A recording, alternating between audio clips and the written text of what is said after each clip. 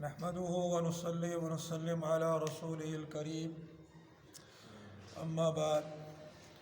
انس بن مالک رضی اللہ تعالی عنہ روایت کرتے ہیں کہ رسول اللہ صلی اللہ علیہ وسلم کے صحابہ آپ کی خدمت میں صبح کے وقت حاضر ہوئے اور کہا، رب کعبہ کی قسم ہم تو ہلاک ہو گئے۔ آپ نے پوچھا کیا بات ہے؟ انہوں نے عرض کیا نفاق۔ آپ نے فرمایا کیا تم کلمہ توحید و رسالت کی دل سے گواہی دیتے ہو؟ عرض کیا کیوں نہیں؟ آپ نے فرمایا تو پھر یہ نفاق نہیں۔ راوی کہتا ہے انہوں نے دوبارہ عرض کیا، اے اللہ کے رسول، رب کعبہ کی قسم ہم تو ہلاک ہو گئے۔ آپ نے فرمایا کیا بات ہے؟ انہوں نے عرض کیا نفاق۔ آپ نے فرمایا کیا تم توحید و رسالت کی دل سے گواہی دیتے ہو؟ عرض کیا کیوں نہیں؟ فرمایا تو پھر یہ نفاق نہیں۔ راوی کہتا ہے کہ تیسری بار انہوں نے پھر یہی کہا، اے اللہ کے رسول، رب کعبہ کی قسم ہم تو ہلاک ہو گئے۔ آپ نے پوچھا کیا بات ہے؟ کہا کہ جب ہم آپ کی خدمت میں حاضر ہوتے ہیں تو ہماری حالت کچھ اور ہی ہوتی ہے، اور جب آپ کے پاس سے باہر چلے جاتے ہیں تو پھر دنیا اور گھر بار کی فکر ہمیں گھیر لیتی ہے۔ آپ نے فرمایا اگر تم اسی حالت پر ہمیشہ رہتے جو میری صحبت میں ہوتی ہے تو مدینہ کی گلیوں میں فرشتے تم سے مصافحہ کرنے لگتے۔ مسند ابو یعلا کی حدیث ہے۔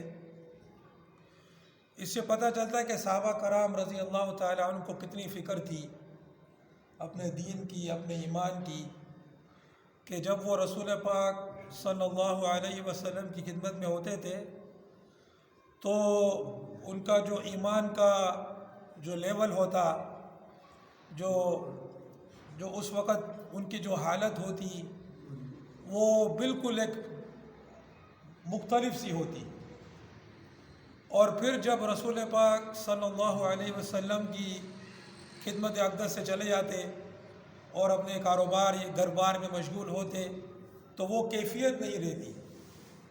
تو صحابہ کرام رضی اللہ تعالیٰ عنہ کو فکر ہوگی کہ یا اللہ ہم تو ہلاک ہو گئے۔ نفاق یعنی منافقت، تو رسول پاک صلی اللہ علیہ وسلم کے پاس حاضر ہوئے اور کہا کہ ہم تو ہلاک ہو گئے، ہمارے اندر منافقت آ گئی ہے۔ تو رسول پاک علیہ السلام نے انہیں فرمایا کہ یہ نفاق نہیں ہے۔ کیا تم اس بات کی گواہی نہیں دیتے ہو کہ اللہ کے سوا کوئی معبود نہیں اور رسول پاک صلی اللہ علیہ وسلم اللہ کے رسول ہیں؟ کیا تم اسلام کی ہر چیز پر ایمان نہیں رکھتے ہو بلا شک و شبہ؟ فرمایا کیوں نہیں؟ تو فرمایا بس پھر یہ نفاق نہیں ہے، جس چیز کو تم نفاق سمجھ رہے ہو وہ نفاق نہیں ہے، کیونکہ ایسی کیفیت تو آتی جاتی ہے۔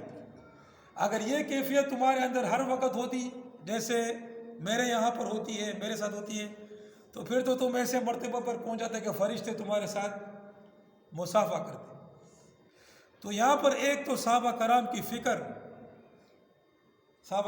فکر کہ ان کو کتنی اپنے دین اور ایمان کی فکر تھی، اور اس کے برعکس ہماری کیا حالت ہے، اور ہم بھی محسوس کرتے ہیں، اور ظاہر ہمارے پاس وہ تو مرتبہ نہیں ہے کہ جب صحابہ کرام رسول پاک صلی اللہ علیہ وسلم کے ساتھ بیٹھتے تھے وہ تو کیا کیفیت ہوگی، اللہ اکبر۔ لیکن یہ کہ جب ہم مسجد میں ہوتے ہیں اور قرآن و حدیث سن رہے ہوتے ہیں تو اس وقت جو ہماری کیفیت ہوتی ہے ظاہر ہے وہ کیفیت باہر نہیں رہتی ہے جب آدمی اپنے گھر بار میں مشغول ہو جاتا ہے۔ تو کیا ہمیں اس بات کی فکر ہوتی ہے؟ صحابہ کرام کو کتنی فکر تھی۔ اور دوسری بات یہ کہ اس سے یہ بھی پتہ چلا کہ صحابہ کرام رضی اللہ تعالی عنہم کے ساتھ بھی ایسے حالات آتے تھے کہ ان کی حالت ہر وقت ایک طرح نہیں رہتی تھی، وہ بھی کاروبار کرتے تھے۔ ہاں جب دین کا کام ہو تو وہ سب سے پہلے دین کے لیے آواز لگی جہاد کے لیے لشکر جا رہا ہے تو پھر وہ سب سے پہلے ہوتا تھا، دین کا جو تقاضے تھے وہ سب سے پورے ہوتے تھے، لیکن اس کے ساتھ ساتھ ان کی بھی بیویاں تھیں، ان کے بھی بچے تھے، تو وہ بھی ہر وقت، تو یہ میں اس لیے کہہ رہا ہوں کہ بعض لوگ وہ یہ کہتے ہیں کہ ہماری بھی ایسی کیفیت ہو جائے ایمان کی، اور جب تک وہ ایمان کی کیفیت نہیں ہو جائے گی تو بس وہ اگر ان سے کبھی جہاد فی سبیل اللہ کی بات کی جائے تو وہ کہیں گے پہلے ایمان کی محنت کرو، پہلے یہ کرو، پہلے یہ کرو. تو اگر وہ بولے بھائی یہ تو نماز بھی پڑھتا ہے، یہ تو زکوٰۃ بھی ادا کرتا ہے، اس نے تو حج بھی کیا ہوا ہے، روزہ بھی رکھتا ہے، گناہوں سے اپنے آپ کو بچاتا بھی ہے، ہاں معصوم تو نہیں ہے، نہیں پھر بھی ابھی ایمان کی محنت ابھی اس کے لیے باقی ہے، تو وہ پتہ نہیں کون سے لیول کو وہ تلاش کر رہے ہیں. تو ظاہر ہے پھر یہ اس قسم کی چیزیں نہیں ہوتی ہیں.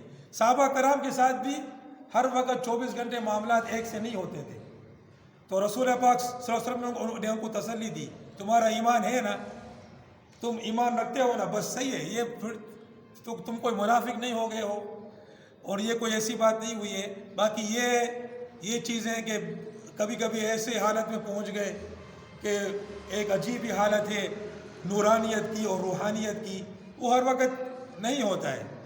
تو یہ میں اس لیے کہہ رہا ہوں کہ وہ لوگ بھی سمجھ جائیں جو اس قسم کی باتیں کرتے ہیں کہ بھائی ایمان کی محنت کرتے رہو،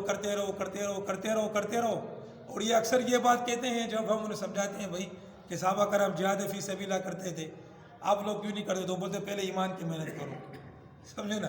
اب وہ ایمان کی محنت کرتے کرتے موت آ جاتی ہے، تو بھائی تم وہ کب اس لیول پر پہنچو گے؟ تو بہرحال یہ دونوں باتیں جو ہے وہ سامنے رکھنے والی چیزیں ہیں.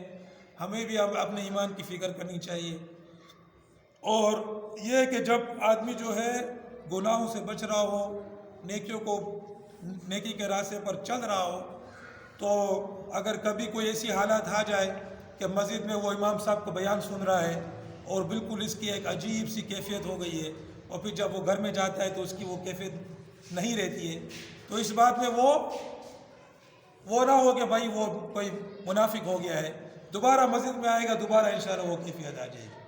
اللہ پاک جو ہے عمل کرنے کی توفیق عطا فرمائے. وآخر دعوانا الحمدللہ رب العالمین.